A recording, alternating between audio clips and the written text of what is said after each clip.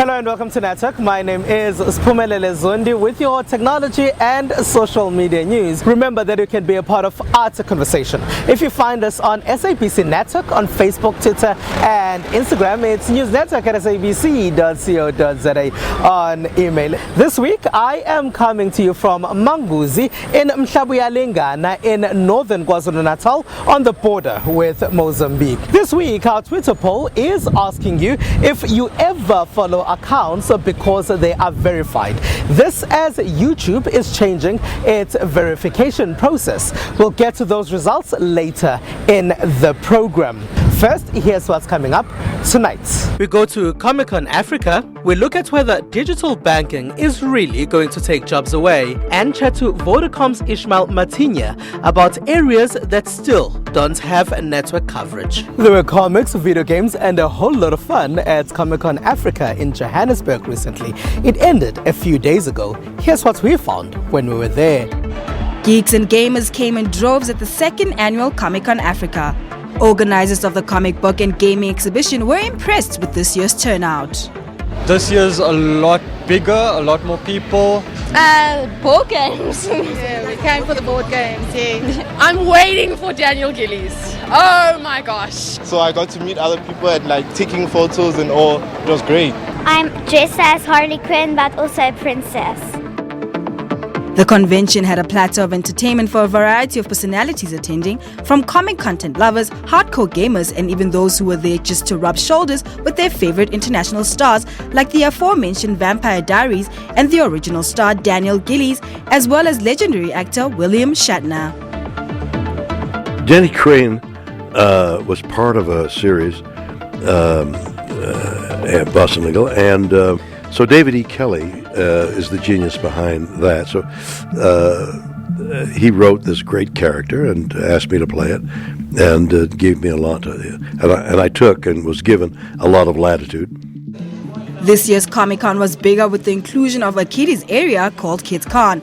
Here, children enjoyed various child-friendly offerings ranging from Nintendo's Super Mario games, the Lego World, also products like this connected water bottle, to name a few. Comic-Con, as you know, is a very well-known global brand. And we, having chatted to our fans, we knew that the time was right to bring Comic-Con to Africa. We've got so much amazing talent in this country, and it's time they had the opportunity to shine on the global stage. And I think over and above that, to have an event of this sort of magnitude is amazing for our fans. So they're really delighted that we brought it here. It's a fantastic thing for kids. I don't think it's something that kids should be shy away from. And I think Nintendo's a perfect brand for it. A lot of the games they're more for, a lot of them are aimed at bringing families together, playing together. I mean, when you buy the console, you can already start playing with someone just by handing them a Joy-Con. You don't have to go buy an extra controller. So, the console and the brand is all about bringing people together and having fun. How Kululu works is it's got a little character inside and the kids can choose a pet. And as the kids are drinking, the little water level on the bottle rises and it unlocks different levels in different worlds. It's like playing a game with drinking water. It's all about creating healthy habits young and getting the kids to drink enough water. The gaming community was too quite visible, with the number of prize-giving competitions. However, women participation in these tournaments was at a minimum. On Saturday and Sunday, yesterday we gave away the winners for CS:GO, which was the esports tournament, which was absolutely spectacular. We have over 1 million rand in prize monies that has been going through between the two titles. But I think it's still going to take its time, and it's about broadening the reach, broadening the access, making sure that more women and also more people of color are aware of the sport and have access to the sport itself. Comic-Con Africa was a 4-day event held in Midrand, Johannesburg from Saturday 21st September and closed its doors on the 24th. As the stress about digital banking taking jobs away, some say we shouldn't worry much as more jobs will be created. We look into the sector and find out whether we should really be as worried as many are. The banking sector should actually be scared and they should panic that job losses are heading their way. Because, for example, back in the day, we used to have tailors who used to handle deposits in the banks.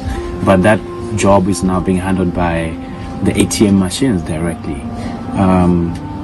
With the introduction of mobile applications as well, there's no need to actually walk into the bank. Most transfers are being done through tech. So I would say yes, they should actually panic. After the break, we tell you about the area of Umhlabuyalingana, which did not have any network coverage until 2017. We also speak to Vodacom about some of these deep rural areas that still can't connect to the rest of South Africa through the mobile phone. It is SABC Network on Facebook, Twitter and Instagram. It's News Network at sabc.co.za on email. Stay with us.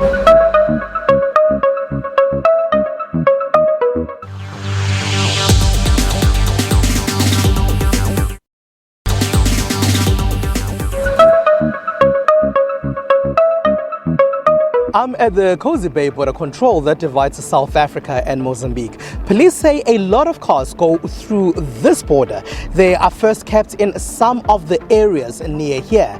For a very long time, they didn't have network coverage until former Telecommunications Minister Siyabonga Cwele decided to intervene by asking both Vodacom and MTN to assist by putting up network towers. On first inspection, all often seems fine here.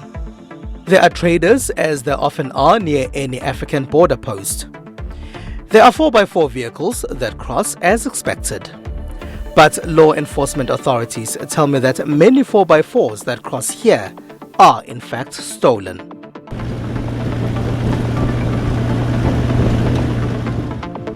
In one operation just last month, police seized 20 vehicles that were headed for Mozambique. Some would be stolen in the nearby Egazini area of Umhlabuyalingana district municipality. Some are stolen elsewhere, but driven through the dusty, sandy rural roads of the municipality before crossing to Mozambique. If locals ever saw any activity, they couldn't do anything about it until as recently as 2017, as they had no network coverage. In an area bordered by Mozambique, there are quite a lot of activities happening there. Some of them are illegal. So these law enforcement agencies were not able to talk to each other. Criminals managed to hide these cars in these areas. So even the community, even if they want to work with the police in trying to identify the perpetrators, it wasn't easy. Because of how crucial this area is in the fight against cross-border car theft, former Telecommunications Minister Siyabonga Cwele intervened. He reached out to cell phone network providers to install base station towers here. The Big Two responded. It's an area which is next to the no man's land. It's an area where at least which is of high security, that you cannot simply develop without having to consult various stakeholders, because it's an area next to the border. The worry now is that they can get vandalized and parts such as batteries stolen, as is the case in other areas. Vodacom says locals protect them here and volunteers ensure that they are safe. Kukhona abantu abangama-volunteers around abaye ba-communicate no SAPS for ukuthi kuvinjwe iy'moto esuke intshontshiwe eSouth Africa zizwelisa umnxeba. So inetwork kaVodacom yona esize kakhulu because siyakwazi ukulimitha indaba yokuntshontsha kwalezo moto zikwazi ukutholakala zibanjwe zibuyisele eSouth Africa ey'ningi zazo. Apart from issues of crime, locals say they don't have to walk long distances or put their lives at risk to make a simple phone call as they did before. La ekhaya ke ngenkathi seyikhona nginalo ucingo ingekho inetwork bekuthi noma ngithi ngiyafona kungafinyelelile bekufanele ukuthi ngize ngigibele phezulu esihlahla bese kuyima ngithola inetwork ngoba ucingo ngeke ngaba nalo kodwa inetwork ingekho ngikhohle ukuthi ngizokwenza njani ngenhlanhla ngelila ngathi uma ngithi ngigibela phezulu bengihleze esihlalweni ngabona inetwork yes ngithoma ngisuka lapho ngathi ngiyafona lutho ngagibela esihlalweni ngabona ukuthi ayikhona incane ngithoma ngithi uma sengigibele phezulu hawu yila kade ngiyithola khona ngelinye ilanga ngathi ngiyagibela phezulu esihlahleni ngathi ngibambelele egatsheni esihlahleni esinjena ngathi mayithi ngiyabambelela egatsheni lavele laphuka igatsha kwasho ukuthi indawo yakithi igcwele isihlabathi bekungekho amatshe angizange ngize ngilimala ngavele nje ngawa ngavuka ngayithintitha izingane zahleka zibona umuntu omdala ewa. besinenkinga nje indaba ye-network. Uma kudinga ukuthi umuntu ushaya ucingo ufuna usuke lapho emangozi ukuyima uyothola ucingo lokushaya ngihamba ngenyawo thatha ama-hour amabili no half kuyima ngifike emangozi. Uma ngifike emangozi bengiye eposini, iposi ebekuyilona esishaya kulo ucingo. Yebo. But since these towers went up, things have improved significantly. Sengifona nje kamnandi, ngifona ngisho ngilele uma lifika nje ngivele ngilale lapha yana ngikhangeze isandla ngifake endlebeni. Sengisekhaya ngiyakwazi ukufonela amadodana. Nehlobo. Kids here say they too benefit from relatively new cell phone networks. They can browse the internet to research their homework. Ngikwazi ukuxhumana nabantu basekhaya abaqhelile abasesilungwini ngibuza impilo. Uma ngifake i-airtime, ngiya-recharge, thenga ama-data, ngene ku-Google, ngene naku e-school. U-e-school into engisiza ngayo ukuthi ngiyakhona ukubhala neminye imisebenzi ebingisiza ebinzima kumina kodwa mangena khona ku-e-school ngiyacaciseleka ngokuningi. Ngena ku-Facebook, kwesinye isikhathi ngithola nehlobo zami ezangidukela ku-Facebook, bese ngena ku-internet ngithole ulwazi mayelana nezinto zesikole. Ekazini Primary School principal says for his school, network coverage came with new computers. But with one computer literate teacher, they don't benefit the learners fully. Our learners currently are able to use at a minimal, they are able to use computers at a minimal level because currently we don't have well-versed people to take them forward with in terms of teaching them how to operate that. But the basics currently they are able because we are there to help them. And those laptops are also helping us in terms of when we are beginning to manage the school because we also need them as well, and also to do printing and the likes and typing, all those things. So we use them as well. So they are of great benefit to the school. Criminals still steal cars here and cross the border with them. But with new cell phone coverage, locals say they can at least call police and they can help them fight crime. I had a conversation with Ishmael Matinya from Vodacom to find out about these areas that are still unserviced in terms of network coverage in South Africa and to find out what's being done to make sure that they are not cut off from the rest of the country. Ishmael Matinya, thank you very much for being a part of our network tonight. Maybe if we can start by talking about the deep rural areas that still don't have coverage. What's been the process there?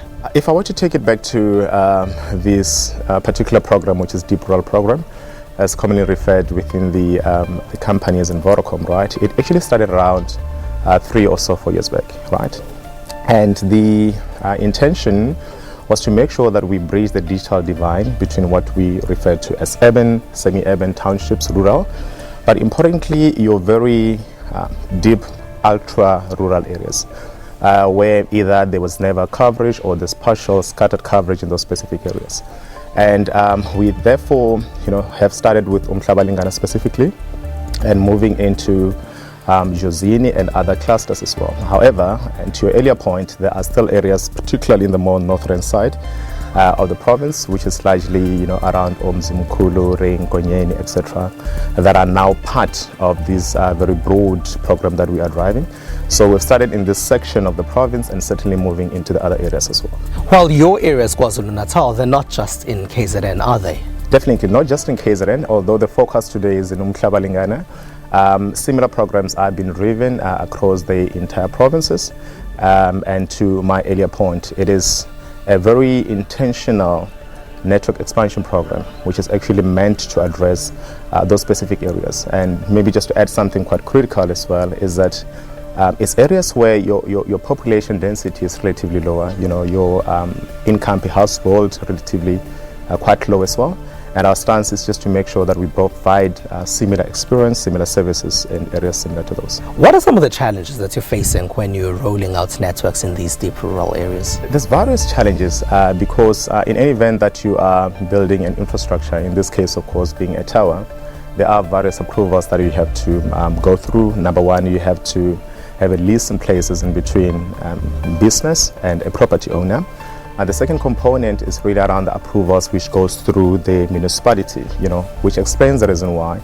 It's quite important, the relationship at local level with the municipality, something that broadly we do enjoy in the context of KZN. It does take relatively, a bit long as a result of all those approvals that we have to go through. We have to apply for power, for instance, in the instant where power is from the municipality, in other instances from Eskom, who are our key partners. But effectively, those will be your major approval process, in essence, that you have to go through. And what changes come when these deep rural areas suddenly get network coverage? I think it's quite massive, and testimony to Umhlaba Lingana in particular, and I'll share some of the insights from the communities. I think number one is the network access is certainly an essential service. Business today at local level relies entirely into the network for their day-to-day operation.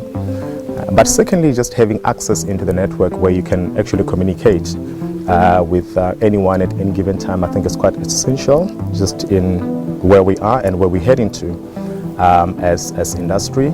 And thirdly, and specifically from Umhlaba Lingana, for instance, they had massive issues around cross-border crime, as an example, which it has been informed to us that has reduced quite significantly, because at any given time they can now communicate emergency services and many other issues as well. There must be a difference, though, in the way you do things in such areas as opposed to the way you do things in urban areas. Yeah, there are. You look at Durban, for instance, we've started a rent renewal program where in essence is readying the infrastructure for 5G, right? The program has been running now for just over a year or so. And in the more rural areas, you still have areas, to my earlier point, in this very entrenched, under-serviced ultra-rural areas which still require the network. So the investment in areas of this nature is just the deployment of base stations in order to ensure that we provide the necessary coverage. However, in the more urban, I'll say semi-urban, as in townships and also rural in the larger scheme of things, it's really around the upgrading of infrastructure for future technologies, coupled of course with network expansion, but very much in little small pockets, unlike in areas referred like Umhlaba Lingana. How big of a problem is it? How much coverage has actually been achieved? We actually boost more than 99% of coverage, that is in terms of broadband access in the context of KZN. However, this very small proportion of actually less than a percentage is as equally critical, which therefore explains the reason why a program of this nature was quite key, which in essence runs in concurrent with other traditional business as usual programs. So the problem is relatively smaller in the bigger scheme of things. However, our stance is that until such, when every citizen in the context of our country can then have access to broadband service, it continues to be a bit of a challenge, and hence our stance to really bridge that digital divide between the already covered areas and areas similar to this one. You speak about the digital divide, but what does digital divide mean in the greater scheme of things? I think digital divide refers to inclusion into the digital ecosystem. And what I mean by that is that the network infrastructure plays a very critical role as a foundation for to enable services like, for instance, let me take Vodacom as an example. We have the e-platform, which really allows for kids from grade R all the way to grade 12 to have access to content, as in educational content. Now, in the absence of this infrastructure, it's actually impossible for kids to really have access to services related to that. Secondly, and more particularly in more rural areas, right, is that the reliance is so much into broadband access, or connectivity rather, for them to be able to do their business on a day-to-day basis, etc. So in essence, I think it really talks to that. It talks to inclusion from a network infrastructure, not only for now, but also in readiness for the future in terms of how the whole technology environment will look like. Ishmael Watinya, thank you very much for being a part of our network tonight. Thank you so much, sir.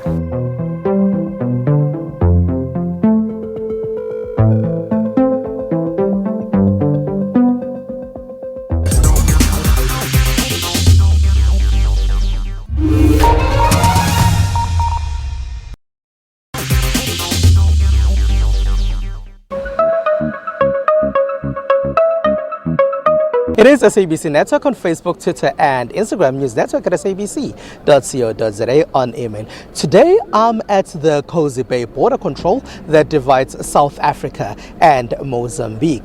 Welcome back.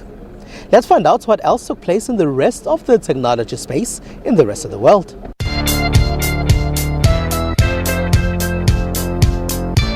Face recognition software is something normally associated with airport screening, but it's now being used to ensure the highest level of cybersecurity in banking. eKYC Know Your Customer, developed by NEC, is transforming the finance sector, a first in Thailand. SGB is one of the leading commercial banks in Thailand.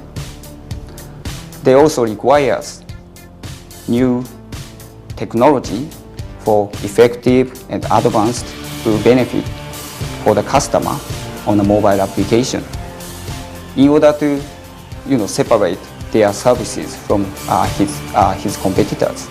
Masanori Tatsuki from NEC says eKYC is a process where banks use biometric information like a person's ID to verify the customer's identity through a secure app. In New Zealand Prime Minister Jacinda Ardern said a consortium of global tech companies set up to combat extremist content online plans to not only try and remove any content that causes harm, as we saw earlier this year, but to try and prevent it in the first place. The work that you've seen produced here is an acknowledgement that no one, no government, no social media or tech company, no one wishes to see these platforms used to cause harm.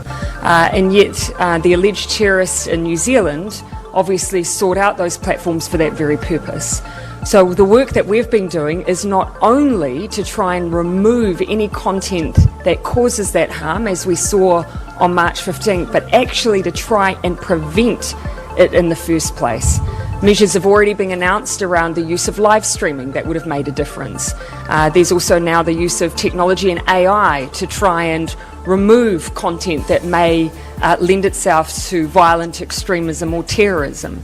And we're also committing through the GIFCT, through this new organisation, to do further work to understand those who are seeking out violent or terrorist content online and try and redirect them to other forms of content. All of that is an acknowledgement that what happened on March 15th was horrific and should never happen again.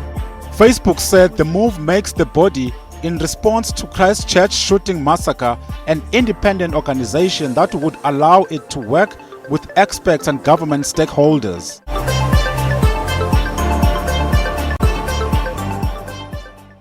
With YouTube having said that they are revisiting their verification process again, this week our Twitter poll is asking you if you ever follow people or accounts based on whether they are verified or not.